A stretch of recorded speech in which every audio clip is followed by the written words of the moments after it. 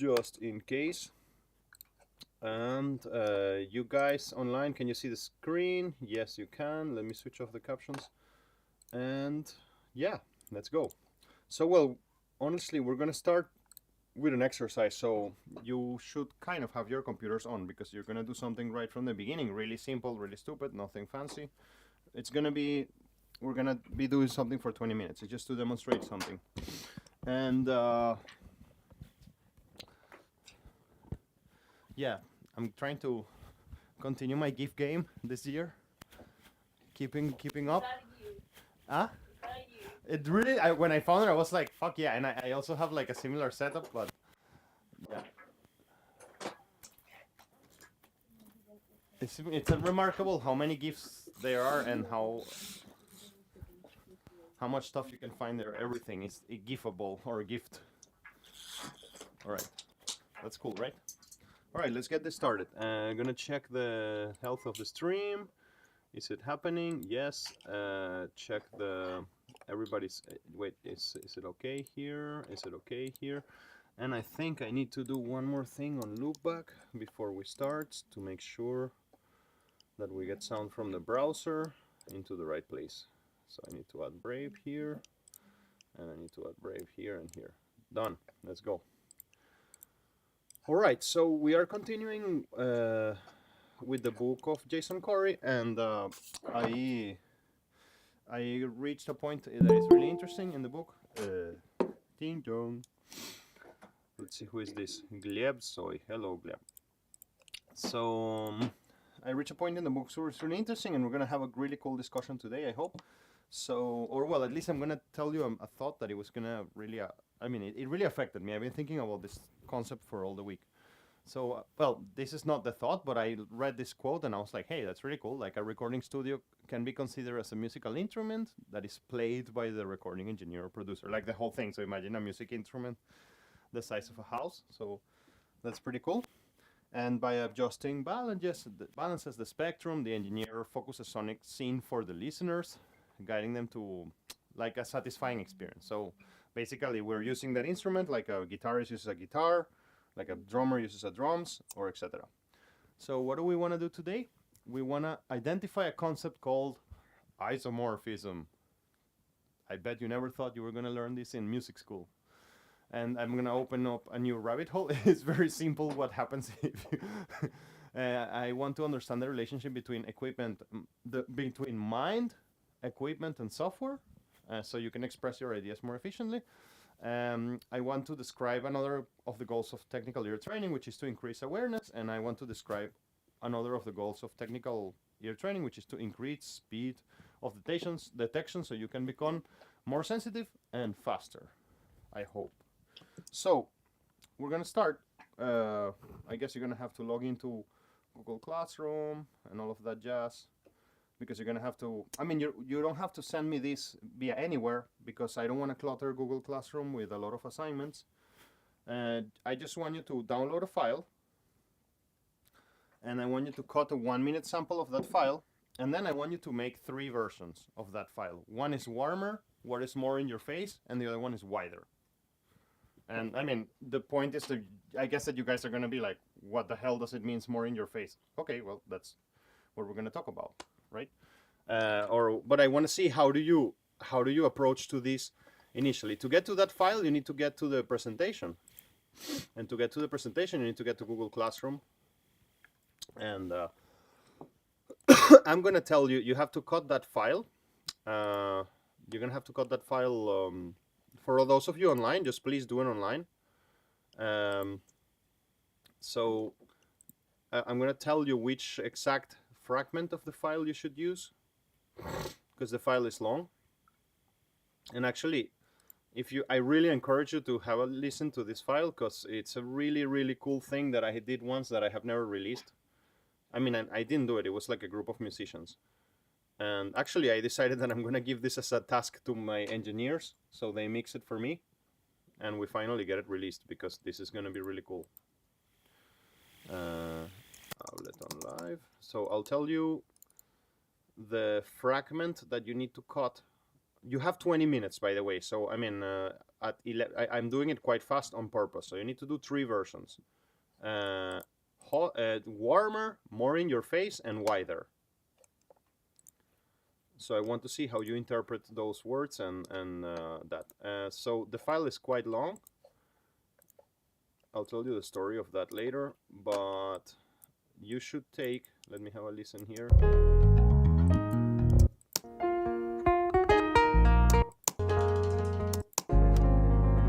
Let me go to where the drums start. Here, I guess. Yeah, great. So your fragment should start. How can you see in, like, imagine that I make this selection and I want to see in Ableton what exactly is this minute and second, not like kind of 155, but I just need to make a full, I mean, I don't know what is this. This is 155 what? Like, yeah, okay, I see. So you should do it from 158. I mean, you should, everything that is outside of 158, you should just get rid of it, like, and then from 158, let's do 1 minute. So, to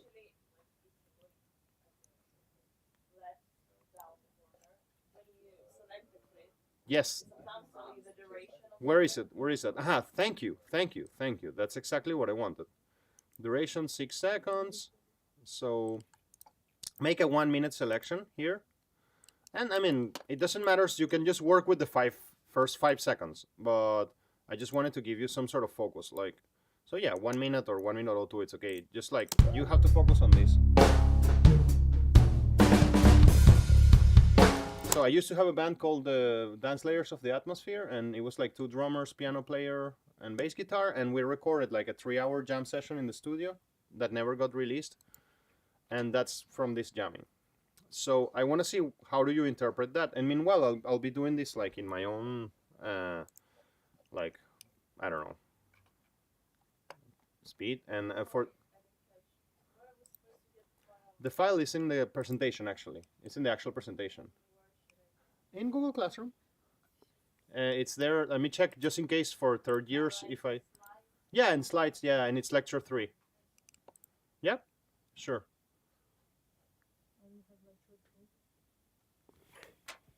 No, just open that link that takes you to a Google folder. This one? Yeah. And inside that Google folder, there is all the lectures.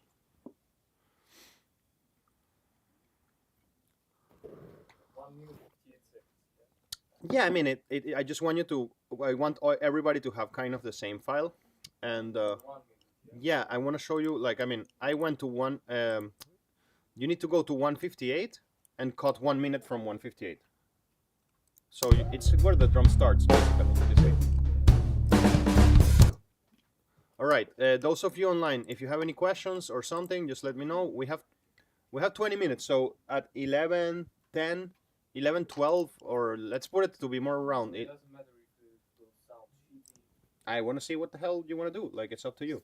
So when you're done, guys, attention to this. When you're done, please reply in the Skya Vablenia Развитие технического слуха with the file or some link to download it. Because if I put too many homeworks, I mean, I can put it as an assignment in Classroom, but then for me, it would be a nightmare at the end of the year because I would have 300 assignments.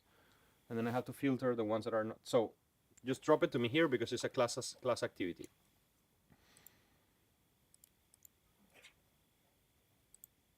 And let's go. For those of you online, so let me see. Daria, are you cool with this? Are you on the way? Are you going to do this from home? Like, what is your plan? Yeah, I'm downloading the file now. Sorry, just a sec. I couldn't hear you. Can you repeat? Can you please repeat? Yeah, I'm opening Ableton now. Cool. And Sasha, from home, or yeah, you'll do it from home, I guess, right? Grigori will do it from home. Gleb will do it from home. Yeah. How do you get the file again? I missed it. No worries. Sure. That's why I'm asking again. So if you go to Google Classroom, like you go to classwork, you go to Развитие технического слуха, and then there is slides, you see? And then you open the folder, and it's in the slide of today. So we're in lecture 3, so it's in this slide called Isomorphic Mapping, Increasing Awareness, and it's slide number 5. Gleb, what's up? Talk to me, bro. I'll be in class in 10 minutes. Great. So you'll do it from here. Cool. Yeah. Alexander, yeah, you will do it from home. I'm sorry, I don't remember who is Alberto Quilson.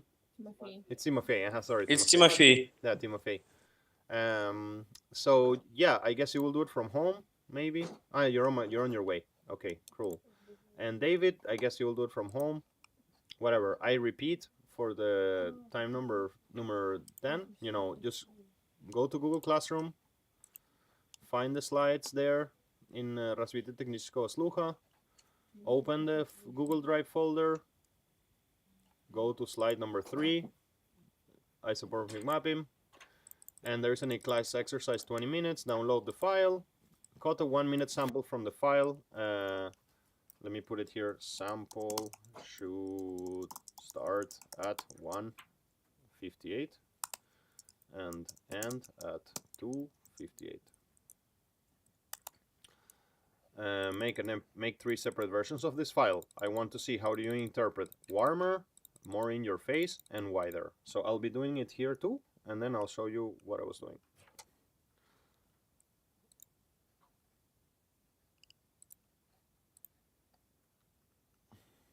Actually, for those of you online, I want to record this on YouTube, what I'm doing. So you will be hearing what I do.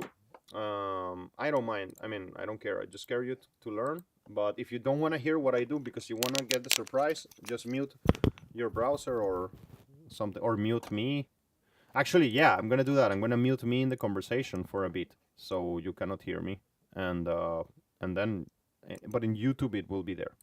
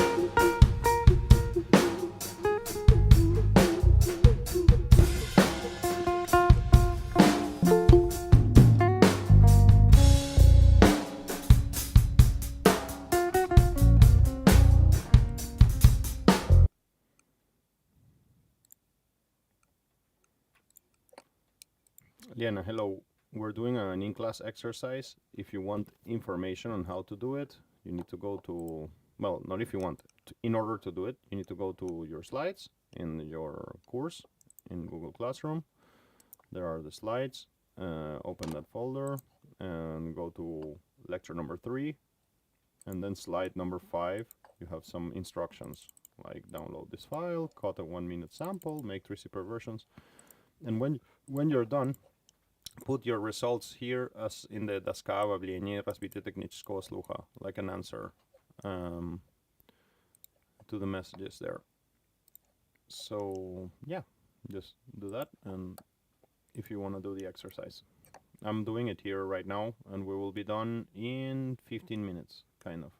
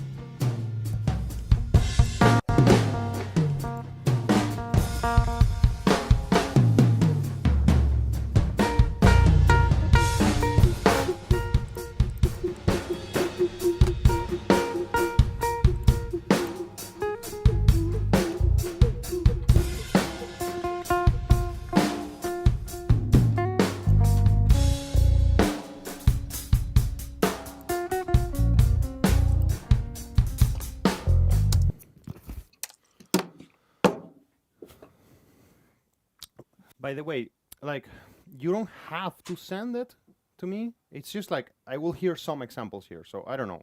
Just it's up to you. I already finished. I'm like the annoying kid in school. It's like, you know, when you give it, I finished. It's like, okay, man, take it easy. Like, I don't know if you had the same thing in your school, but.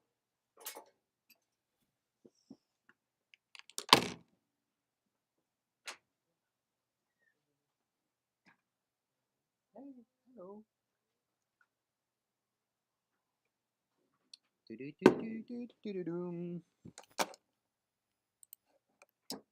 I'll go to get some.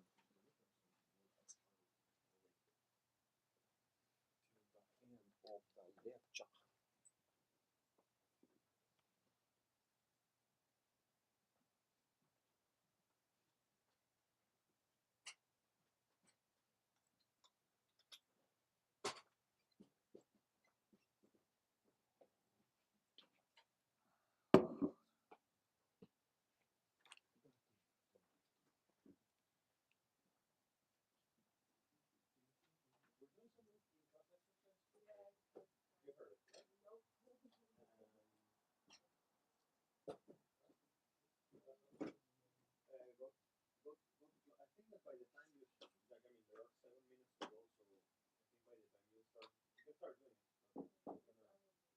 And you need to go to Google Classroom, and you just navigate to the slides, or today's slides. So let me know. Yeah. You can make a like a link or something like on Yamex or whatever, like whatever you want. If it's fuck, I wish I would have a flashcard right now to take it from you. Or can we try? Can we try today to use? Let's try, guys. Let's try to use what's the name of the thing? AirDrop. Oh, okay. Is it possible to try to use that? Like my computer is called C2048. It should say something like that. Allow me to be discovered by everyone. Yeah, I see Anna there. Anna appeared in the AirDrop world.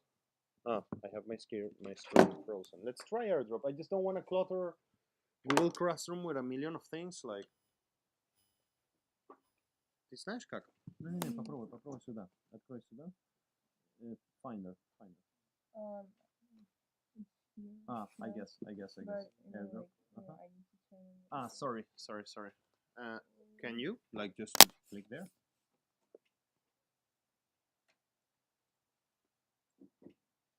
Yeah, I get your point. Sorry, I didn't know that.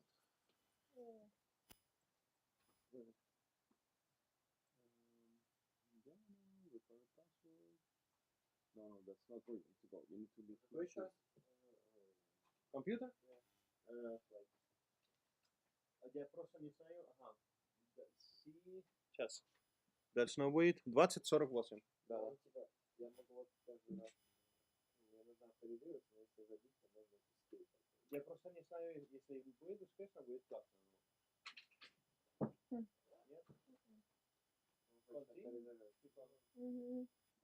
Да. Не работает, да?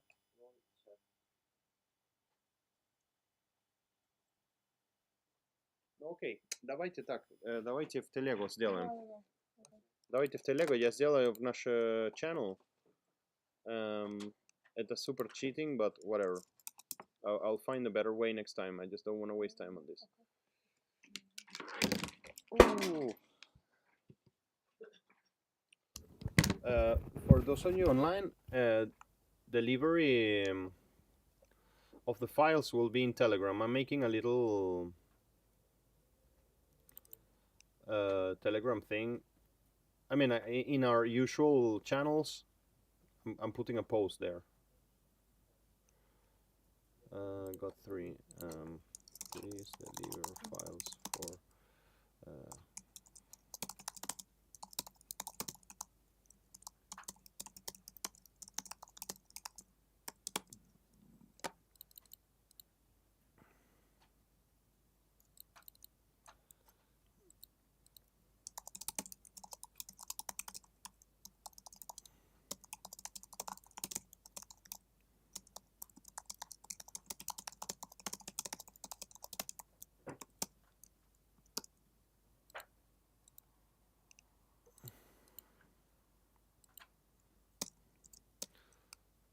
So yeah, deliver files on Telegram. I'm making a post in our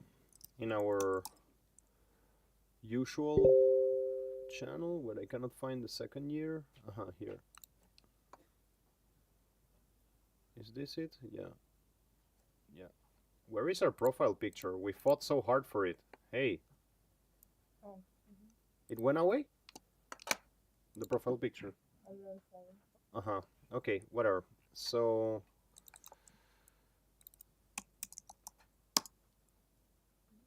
yeah, just answer to the Telegram post with your submissions. I can see the comments here. I put it in the discussion, or No, I can do it. God damn it. God damn it. Like, why so hard? Okay. I just said it to me. That's so annoying. Yeah. Yeah. Yeah, that's what I'm gonna do. Delete this message. So I'm going to delete this message. And I'm going to delete this message on the third one. Yeah, so I'll make an assignment on Classroom, guys, and then I'll delete it, I guess. It's just like in the end of the year, I'm gonna have 10 million assignments in Classroom, and Okay. so submit in Classroom. Submit in Classroom. Emergency. Submit in Classroom. Attention. So, assignment.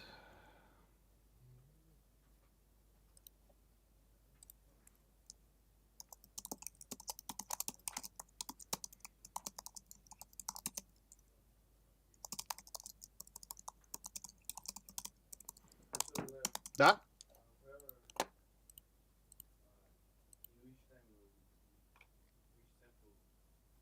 It's written in the message. Just have a look there in the text of the assignment is written. Развитие технического слуха. So let me just put this here, and that's it. Так. Okay. Whatever, I'll assign it, and third course I'll go and do it too. So again, submit in Google Classroom. I just call it there, made an exercise called make it warmer, wider assignment.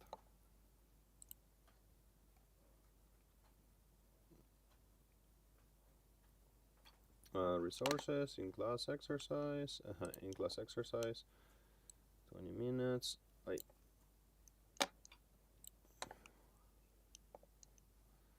Instructions. Sorry for the format, it sucks, but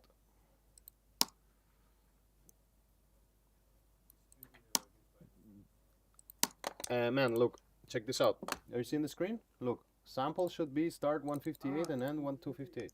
Yeah, it's written there. No worries, bratан. Все круто.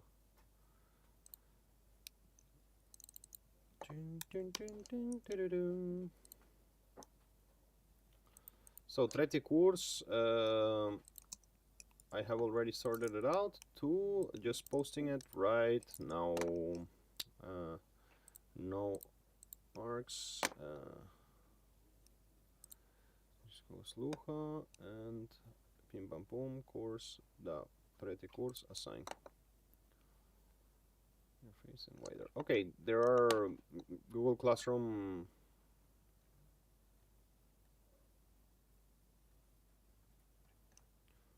things there. Ударная гитара, фортепиано. Great. Guitar. Timur started. Great. Молодец, Timur. Super. Oh man, great. Are you watching classes with Timur, Palina? Guitar one. Don't miss them. Go anyways. You can, if you can. Yeah, I see your point. Just go. I mean, I would go to the three of them. You can't? Like, it's not possible. Check it out. Anyways, Timur is like it's put in videos. Like, I mean, he's really great. He's amazing. He was the guitarist of my band for a while, and he's really special guitarist. He's really good. Okay, so yeah, everything is there.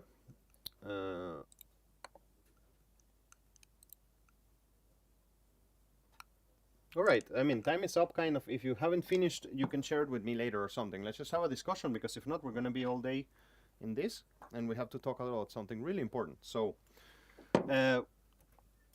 I started this lecture like this because I realized that giving you exercise makes me rest. So, no, that's not true. But no, I realized that it's really better for the lectures when you have something to do. It's kind of like me talking for an hour and a half. It's boring. So, I will be doing this a lot, okay? I'll show you what I did quickly. Leo, sorry, should we send And projects then we or will go WAV to the topic files? of well, I mean, I guess I hear some of your submissions, and then we'll think about it. So, okay, warmer. So I make it a bit muddy, but I mean, I literally I use 3 hues for that.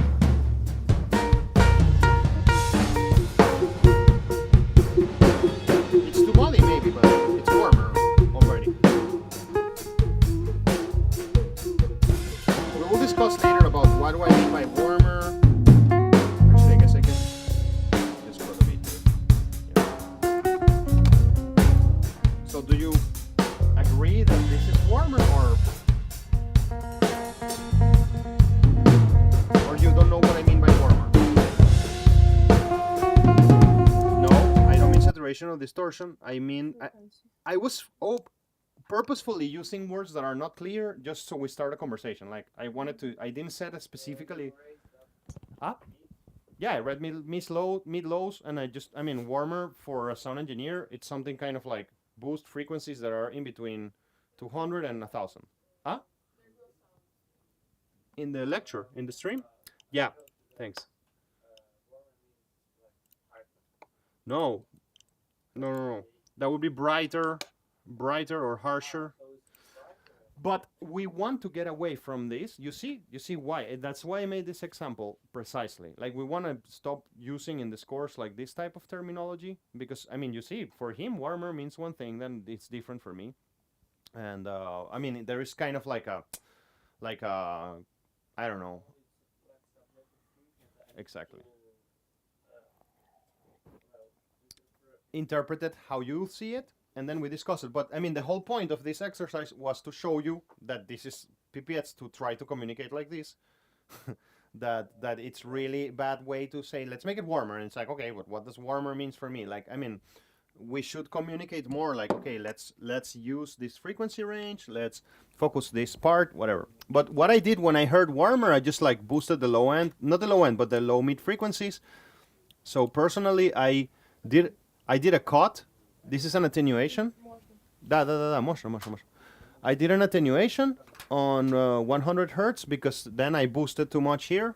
I boosted around what 200 hertz, and then I also did a boost of 1200 hertz.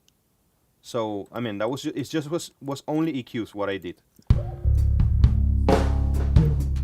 So let me switch them on again. Yeah, that's more warm. I mean, that's a sound engineer will agree that that's more warm, even though these terms are subjective. Let's just hear some of yours. Like, let me go to classwork here.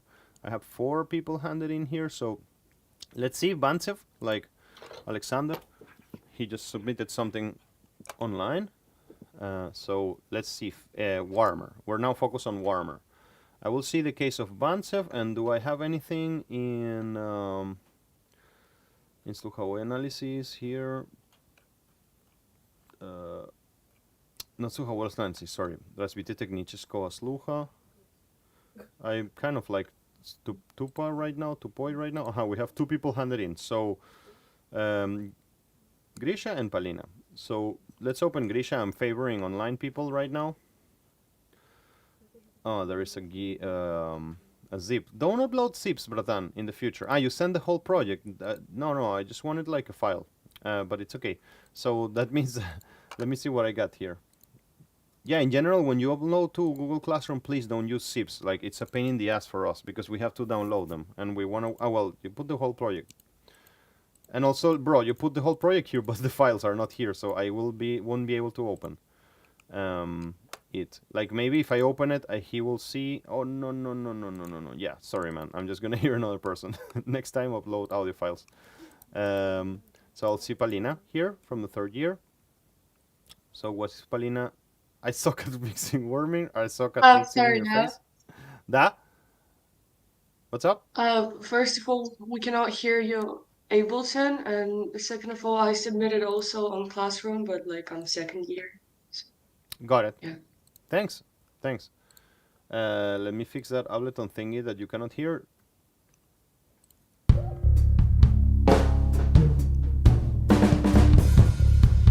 Second. Yeah, I see why.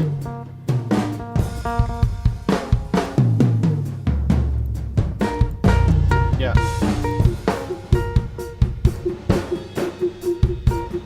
Now I think you can hear it, right? Correct? Now you can hear Ableton, guys. Well, I'm sure. If it was no, just tell me. Okay, let's hear a student here. So we were gonna hear Bantsev. Here's Grigori, and wait, here we go. Warmer. Let's see how he interpreted it.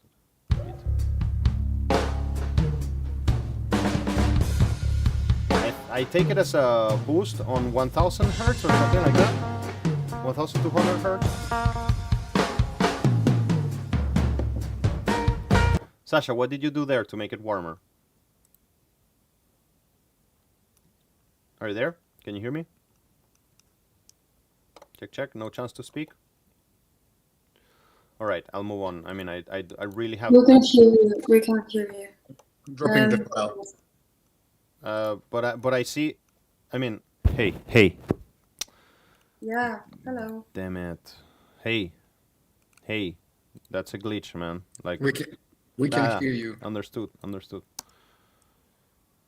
Very rude. Like, fuck you guys. Just resetting it. Hey. Check. Damn it. Like, it's a glitch. Like, I mean, this is sourcing for... You see, like, hey, you see it moving here? And now it works. Yeah? Great. We can hear you. Yeah, that's why I left, guys. I was not meaning to be rude. Sasha, Bratan, are you there? Bantsev. Can you hear me? Okay, I'm really in a hurry, so I'm not gonna stop. Like, what I understood that you did there is something boosting around 1200 hertz, something like that. I want to hear Palina's too, quickly, because the main goal of this class is not just to hear this, but...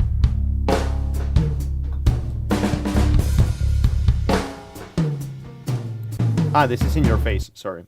Warmer?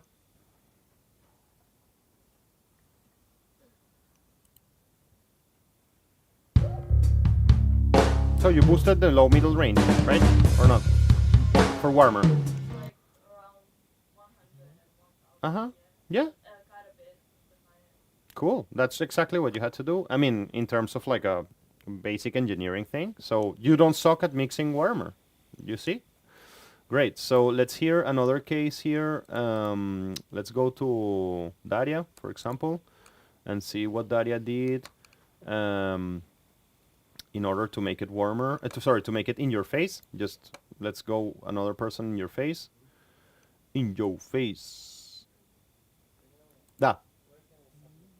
Google Classroom, bro. Just pay attention. If you pay attention, you will find it. I mean, it says there, like, in-class exercise, wider. Nice, Daria. So, you compressed it, right? Daria, can you tell me? Are you there? Yeah.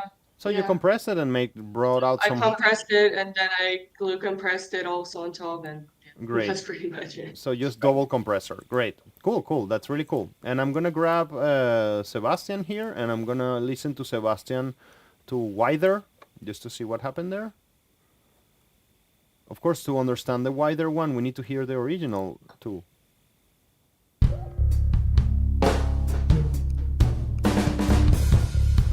the original.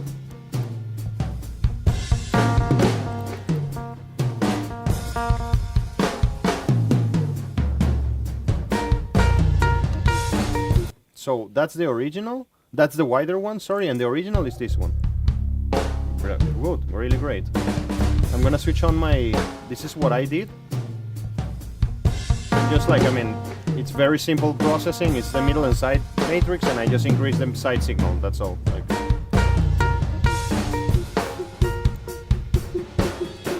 very subtle, but I mean, if I exaggerate it,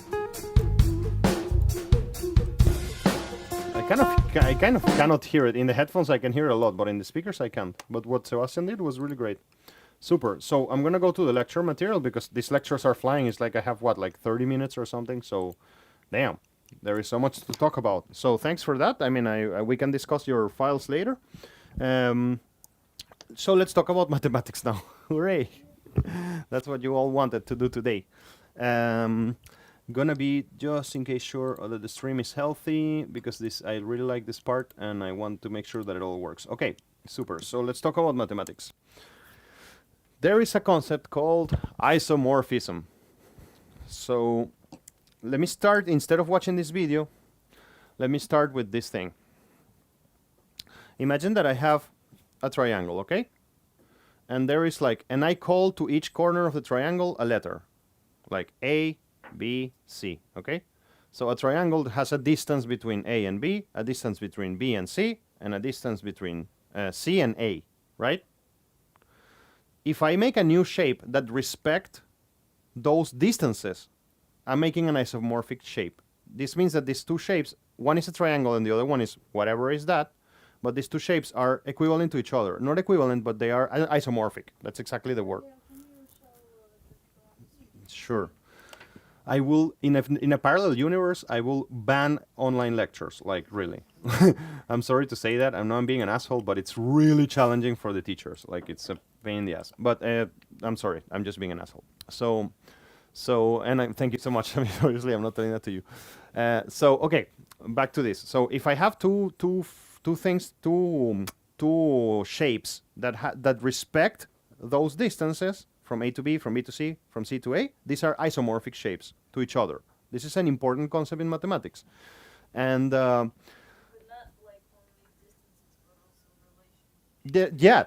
relationships between those points. Like, so these two, this is very fucking crazy, but these two kind of images are isomorphic to each other. Like, they have a relationship between each other. That's kind of what you have to see it.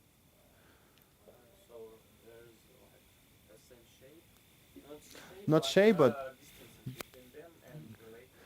yeah, it's the distance between A and I, for example. Here he's I don't know why they decided to do this. They changed the name, but you see, like, one is A and I is C. So where is it? Like D, I is 4. So one is A and I is 4. So the distance between 1 and 4 is the same as here. You see? Because it's not a simple concept to get, and there's a reason why we're using it today. Like, nature doesn't work like we want nature to work. Like, I mean, we would like nature to have things that are equivalent, that are exactly the same, but that's not how nature works. For example, maybe like in between a bear and a human, there is some kind of like relationship of not of shape, but of like, I'm trying to make a metaphor here, so don't get lost in this metaphor. I'm just trying to make a metaphor of why this concept is important. Between a bear and a human, it's like so different animals, right? But there are some things that are similar between a bear and a human. Like, they both have a heart, they both have a stomach, they both have a what's the name? Intestine, arms, fingers, fingernails. So nature has a different way than what we expect to show us similarities between things.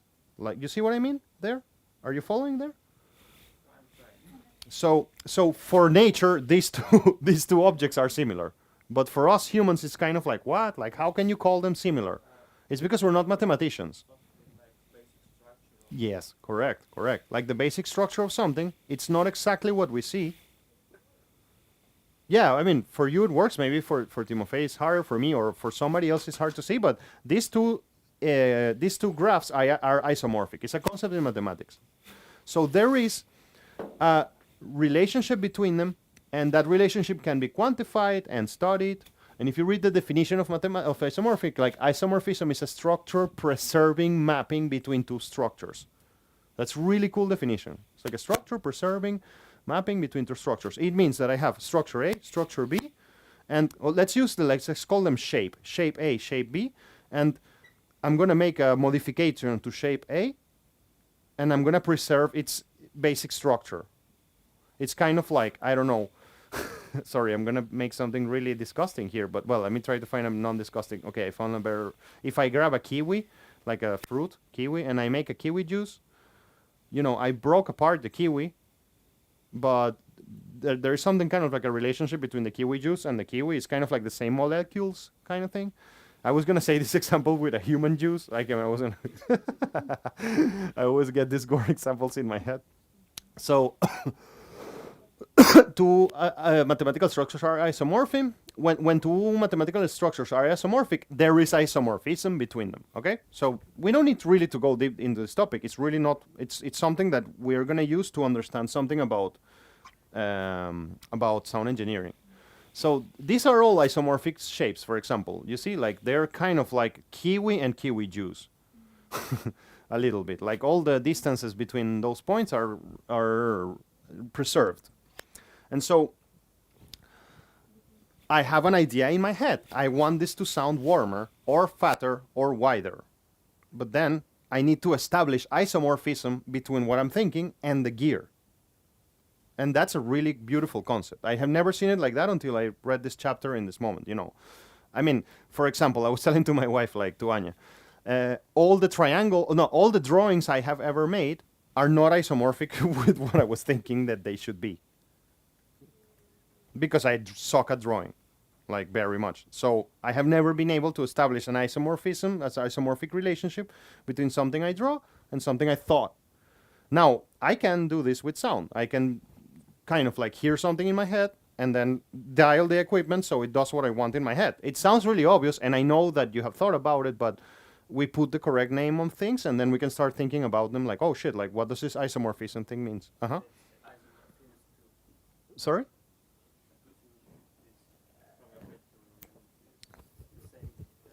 Correct. Because I mean, imagine because you see, like, let's go back to this image. Like, let's say that you're thinking, I want this snare to be fatter. And how do you do that? Well, you grab a knob and you move it. So the thought of the snare being fatter, it looks like this. But the operation of making the snare fatter, it looks like this. These two actions look different to each other. I'm making a metaphor.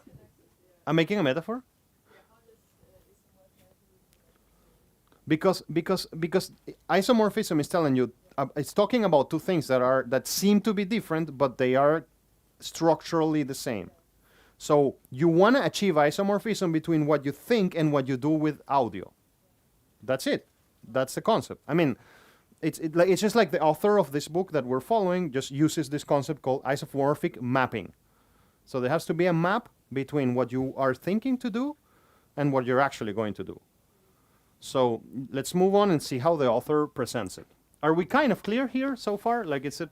Cool. So look at what he writes. Like, there exists an isomorphism between audio equipment that are typically used to make recording and the type of the sound engineer or the person wants to obtain. There has to be an isomorphic mapping between this. This is called isomorphic mapping of technical and engineering parameters to perceptual attributes. So you want to achieve isomorphic mapping between the technical parameters and the things that you want to achieve. This means that we want gear to do what we are thinking. Because again, like, how does your thought the snare should sound like looks? I mean, try to draw it. You know, it's kind of like a blob of neurons. And then how does actually making the snare fat looks like? Well, it looks like me moving a finger or something. These are really different events, but they preserve their structure in my head and in reality. And how do we achieve that? Well, we need to know the spectrum, we need to know the gear, we need to know what those curves mean and all of that. So, fuck. Yeah, this thing was meant to fall, right? It was like kind of falling slowly all the lecture. So I decided to start like this with this exercise because I kind of like was trying you to establish an isomorphic relationship between my question, your thinking, and the audio equipment that you were using. So I don't know. This introductory idea. It's part of the development of the book. It really started adding a lot of information in my head. So I thought it was going to be cool to share it with you. So with recording technology, engineers have control over technical parameters that respond to physical attributes. So, but it's often not clear to the person who is starting how to map those things. And this is what we're going to be doing in the first block of the course. So, okay, for example, I wanted to show an example. Like, everybody knows the song, right? Like, obviously. And everybody knows how it starts, right? It starts with a filter sweep. Yeah, it's so good. I just need to hear it because it's so good. But it starts with a filter sweep, right? Like, there is a hole in the master, there is a EQ that's opening, and then the song kicks in. And it's still opening, right? It's still opening. Still opening. It hasn't yet fully opened. Right? So the filter sweep, like if the engineer producer was successful, there was isomorphism between what the person heard in his mind and what he actually achieved. And so how do you achieve that? I don't have, like, the next slide is not going to tell you how do you achieve isomorphism between what you're thinking and reality, because this is the journey of 10 years or something, or whatever, or the journey of the course. I don't know how long it's going to take, but this is obviously the whole game. So an EQ offers a chance to control a frequency, gain, and Q. So these are numbers or a piece of hardware. And this is what I was telling you about. How does the thought looks and how does the actual thing? Like, you can control frequency, gain, and Q, but this has no correlation with perceptual attributes of an audio signal. It's really like, I mean, how can you connect these two things? Engineers are trying to engage with this.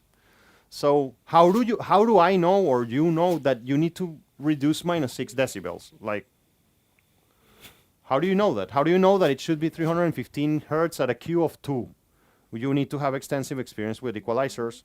And then this number starts having a meaning, and then you can make isomorphic mapping between you and the thing that you're trying to achieve. So there is an isomorphism between audio equipment that are typically used to make a recording and the type of sound an engineer hears and wishes to obtain. So we repeat this many times. When you're a newbie, it's really hard to understand, for example, the term of compression ratio. And I'm honest with you, like, I mean, for me to catch compression, it took me like a lot of time, like to really catch it. Like, and I still struggle with this. Like, it's not like I don't have a perfect isomorphic map. Now you have this correct words in your head between what I want and what the compressor is doing. And I still have this problem, like, to this day. Like, it's not like I know how to use all the compressors. But maybe, like, engineers, like, may not know how to use a certain parameter, but can still somehow, like, make some changes and produce something. And also, the other problem that can happen is that the engineer really cannot hear the differences that are happening when they are trying, or not the engineer, let's talk about the person, you know, will not have the capacity to understand the changes that are happening, and then it will overdo things. So the isomorphic mapping has to be really accurate so you can actually achieve what you're looking for. So one of the things that is important when you're teaching this thing is to show the map between the concepts and the actual things that are being heard.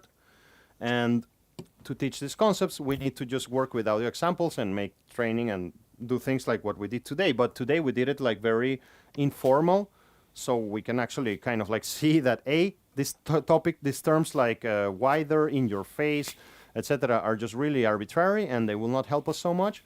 And B, also that there had to be a map between what I asked you, what you thought, and the actual actions that you perform.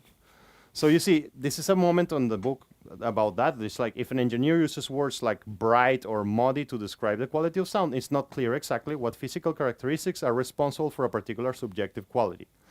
It could be a bunch of frequencies, resonances, dynamic processing, artificial reverberation, or some combination of all of this. There is no label on an equalizer indicating like hotter. Well, maybe there are. I guess like, there are equalizers or plugins that have this like warmer, whatever, warmifier.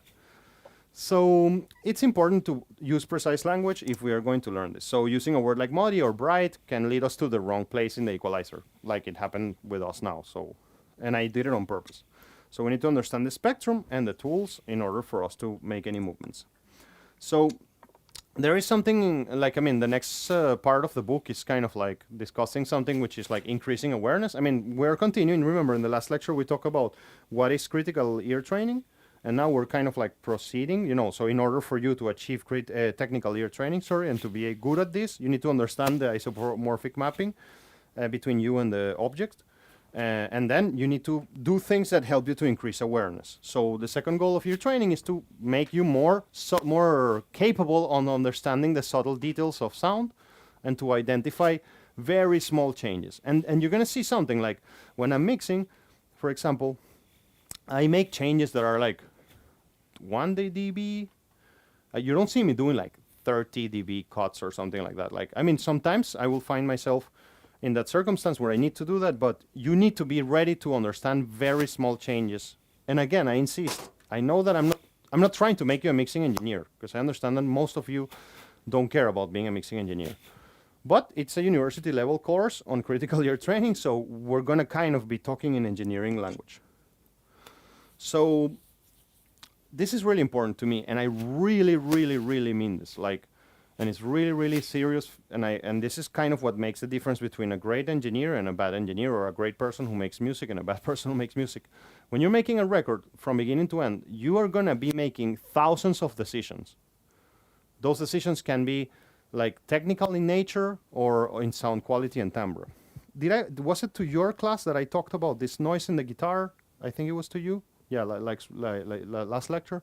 So, for example, I mean, every time you said meh, every time you said po, hu, fik, every time you said that thing, the P word, every time you said the P word, you're kind of like sacrificing quality and these things accumulate. You know, oh no, don't worry about that guitar noise. Ah no, don't worry about this. Ah no, don't worry about this. And then when you get to mix, your mix sounds like dog crap versus a Grammy-winning mix. Like, and that's really important. So those decisions are piling up. So you need to be good at making them. So when we are going to, and I guess that the next exercise type of thing that we're going to do is to try to make a map between something that we hear and these kind of questions. It's like, what things do we need to pay attention to? Well, microphone model, location, and orientation. I mean, and for these, those who are with me in the engineering path, we're going to be making a lot of like reports, you know. It's like you will record something and then I will ask you to write me a PDF.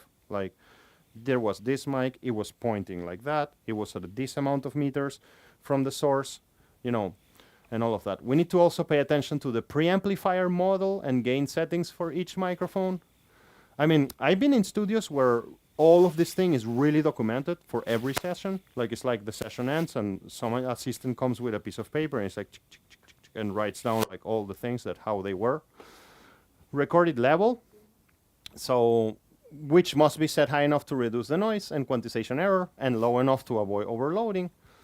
Equalizer model and specific equalization parameters. I mean, we need to pay attention to these things. Noise, you know, which can come from any sound that is not intended, like I was talking to you about the noise floor. Timbral quality, so what is the primary frequency content of something? And dynamic range and processing, like if this, like if a sound has a certain range, you know, and what is that range, and can a compressor help us here or not? And also, of course, you need to pay attention to balancing and spatial characteristics. Now, so this is how I was saying before, like it may be tempting to say POFIC, you know, but when you add all of this together, we end up with a very different result.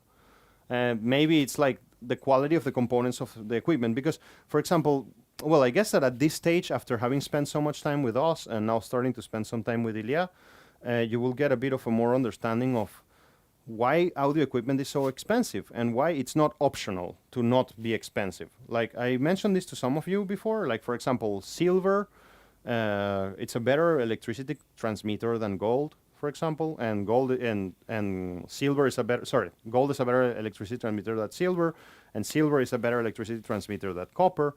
So if I make cables with copper, I'm kind of like stopping some of the frequencies that were generated by the microphone to arrive to my sound card. As simple as that.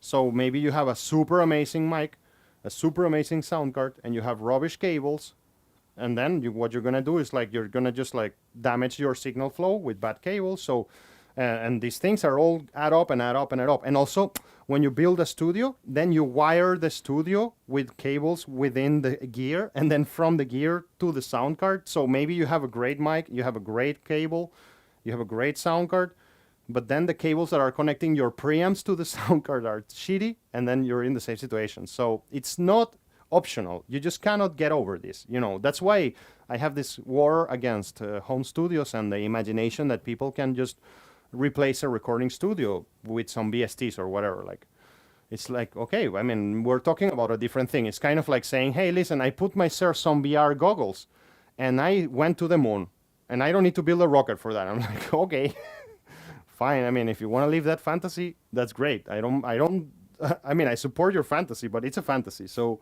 these things are not optional. It's really important, like choices that you made early in a project that damage the sound quality cannot be reversed later. There is not like fix it on the mix kind of thing. I mean, it's just if I wouldn't have removed that noise from that guitar, we would have lost those guitar's parts and that's it. Or maybe we would have lived with an imperfect project. So yeah, you cannot fix in the mix. So you need to be, every time you're doing something, you need to be paying attention to what are the things and play a chess game. You know, hey, I'm going to be like 10 steps ahead later. What should I do now to make sure that I don't find myself in a bad situation in 10 steps? So when you are thinking about critical ear training, you want to increase awareness. So we already discussed this. And in order to increase awareness, you have to focus on this kind of things. When you start focusing on this kind of things, haven't it happened to you that there is in Latin America, we used to play this super stupid game, which is like, you know the Volkswagen Beetle? The car Volkswagen Beetle, like the old one, the classic one. The classic one, the old one. I saw somebody said no, but whatever. It's a very classic car. So I don't remember what's the word that you had to say, but in Latin America, we play this game, which is like when you see a beetle, it's kind of like you're in the car and you're like, I don't remember what's the word right now. It's like, chopo, whatever, I don't remember. And then it's like, I didn't see it, ha ha ha, chopo. Like, and it's when you're doing a road trip or something. It's like you just have to spot Volkswagen Beetles. Like, this comes from Mexico because Mexico, all the taxis were Volkswagen Beetles. And I don't know if it happens to you, like, once you see one, then you start seeing a million everywhere if you start paying attention to something. So the reason why this list is there is not so I can eat some time of this lecture, so I can talk something. The reason why this list is there is because you guys have to pay attention to those factors if you want to increase awareness. Like, now that I told you that the microphone model and the orientation of it matters, like, maybe if you start paying attention, you're going to start hearing the effects of that. The same happens with the preamplifier model, the recording level, the equalizer model. You're going to start realizing, oh shit, like, look, equalizers sound differently. Like, now I know that they sound differently. Let's try to find that difference in between them. Noise, timbre, quality, the same for all of those factors. So I would really like to work with this list, and we will work with this list as we progress. That's how we increase awareness. We also want to increase the speed of detection. It's like, oh, there is the problem. Like, and not to be having to think for 1 hour or to try 10 million things in order to speed up or to be faster. So in order to do this, we need to be really fast, and we need to spend, because spending time with the family is better than working, right?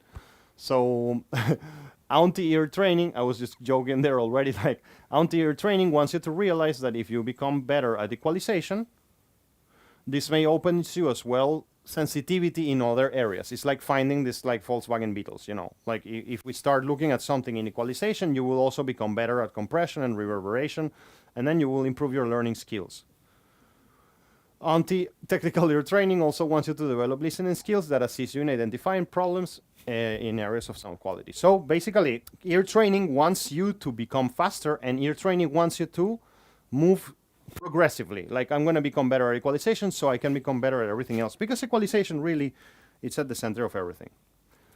So we're going to, by the way, we're going to make a big detour here to tell you something that I find fascinating that has 0% to do with this topic. But I'm just warning you that it's going to happen soon, so be ready.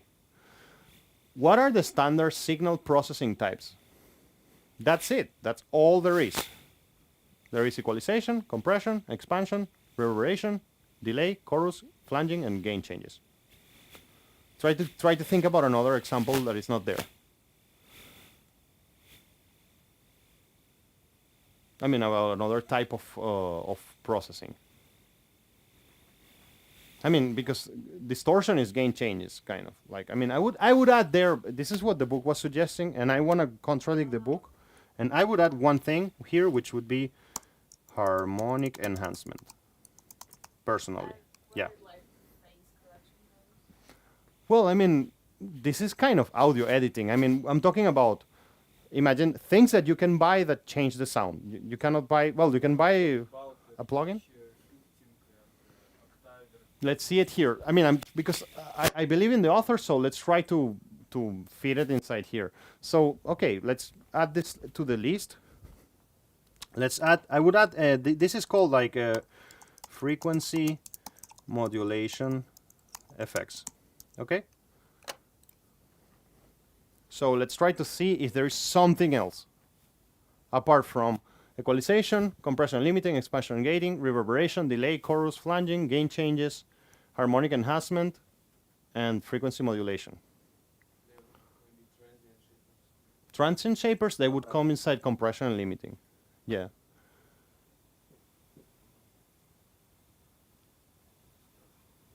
A harmonic enhancement. That's how I'm calling it. That all. Looking fancy.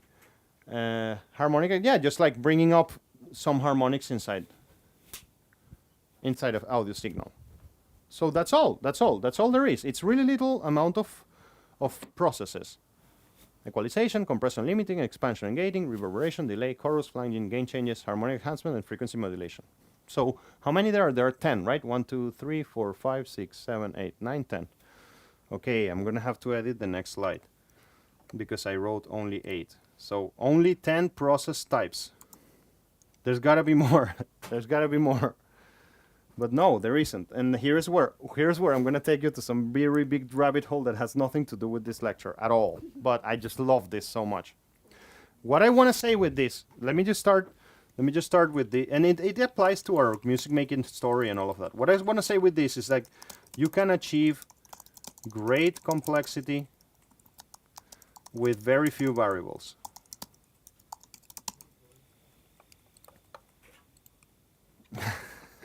Yes, you can achieve great complexity with very few variables. I mean, where I'm going with this is like, holy crap, like all music in the history of modern music has been done with only these 10 processes. Do you find them, is it a little amount, or were you expecting that there are going to be more? Or you're comfortable with that number? It feels like how it is, you know. You were not expecting like 100 types of process. I was expecting more, to be honest. I was like only 8. Like, well, I mean, I know this from before, but so in any ways, I mean, I really want to introduce you to a rabbit hole, whatever the case is, because it's a beautiful thing, and I want you to know this. Only 10 processing types. Is there more? There you can achieve great complexity with very few variables. So there is something called in mathematics too called cellular automata. This is an idea developed by a guy called Stephen Wolfram. And I mean, imagine, I'm going to try to simplify this as much as I can. Imagine a system, a mathematical system that has 7 rules only. 7 rules. These are the rules. I mean, I'm not going to explain it because it's a bit hard, but basically, yeah, I'm not going to explain it. Just going to leave it like that. Imagine a mathematical system that has 7 rules only. These are the rules, okay? And what are those rules? I'm looking at that strip up there. If there are 3, like you see, if there are two black squares and 1 white squares, the resulting square that I'm going to put down here is a black one. And then the thing moves. You see, like 1 black and 2, like, and then he's just making a new sequence down here. These are all the rules of the system. this thing produces immense complexity, like immense complexity. It's beyond understanding how complex it is. So these are the type of rules, like there is rule 90, rule 30, rule 184, etc. And when you run these simulations, it just produces to you a brutal level of complexity. The reason why I'm telling you this is that nature works like that, like with very simple building blocks. I mean, how many chemical elements there are? Like it's like 117 or something like that. 130. So if I give you 130 elements, you can build the whole universe. Then that's pretty sick, right? I mean, if I give you 10 audio processes, you can build all the music in the world.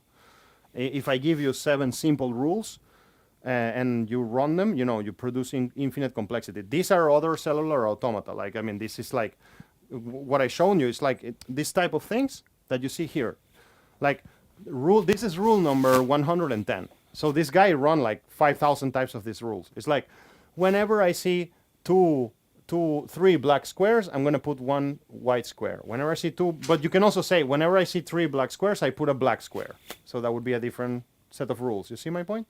If I put 2 black squares on a white square, you get a black square, blah, blah, blah. You can change those rules. So this thing goes to all the way to rule X amount of 1,000. And the whole thing can look like this, when you're running like rule 3,000 and something, whatever. Like this triangle that you see here. Look at this moment down here. Like, what the hell is that? Like, why is this different than the rest if the rules are the same?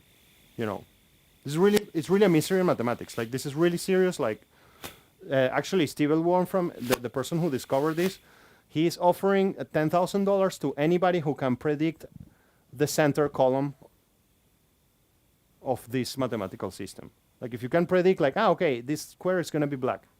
Like, then you get $10,000. Nobody has been able to crack that out because the amount of complexity that comes out from here is incalculable. There is something called, and you can download it for your phone. There are a lot of them. There are something called Game of Life, which is based on these mathematical structures. That it's kind of like, I mean, you can paint something on the screen and then it runs the rules like based on what you painted, and it just produces like something that looks like that. It's kind of like some things that are kind of alive. It's really amazing. But anyways, back to our narrative. I just wanted you to get you this idea of cellular automata and what it means, because it really changed my life. I think a lot about it. So back to our main narrative. If you want to Google it, just in case, I really recommend you to. Like, if you want to see something about this, I'm actually going to put it here because it's really mind-blowing. Like, I really promise you, it's an important thing. Just check out the Lex Friedman interview with Stephen Wolfram. Stephen Wolfram. There are several interviews, but there is one. I think it was in round 1. Yeah, here, like, he explains what cellular automata is and what this means and how he discovered it and all of that. It's really amazing. So let me just put you this here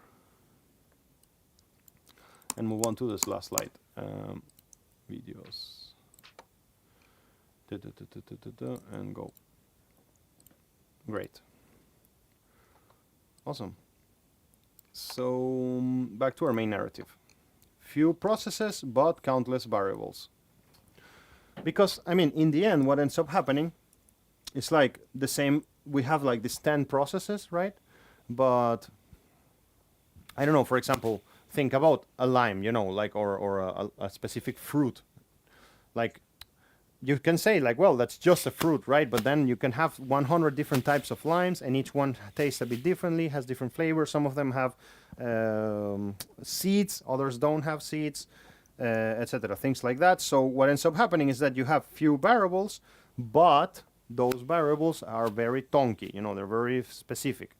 Most compressors do the same, but the way they do it is different. So they have flavors. So there are different compressor curves, different algorithms, different attack and release time parameters, different electrical components, different code strategy, and code hygiene. So, I mean, basically all compressors, equalizers, and stuff are different. So we have very few things, but they're all different within each other.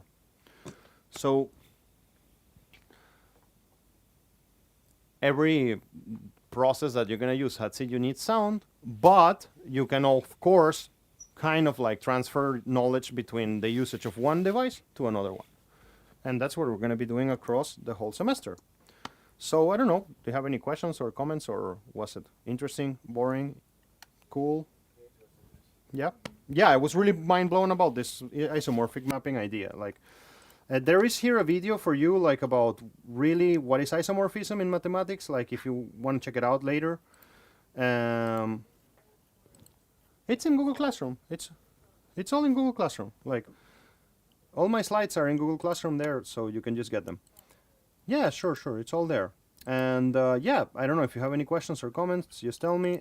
We meet again next week, I guess, right, for this lecture. And I'll keep it cool and interesting and with more exercises. So thank you very much. Thank you, man. Thanks, Bratan. Yeah, have a good day. Thanks, Have a Lo. good day, Have a bye. good day. Thank you. Bye. Bye. Bye. See you soon. Bye.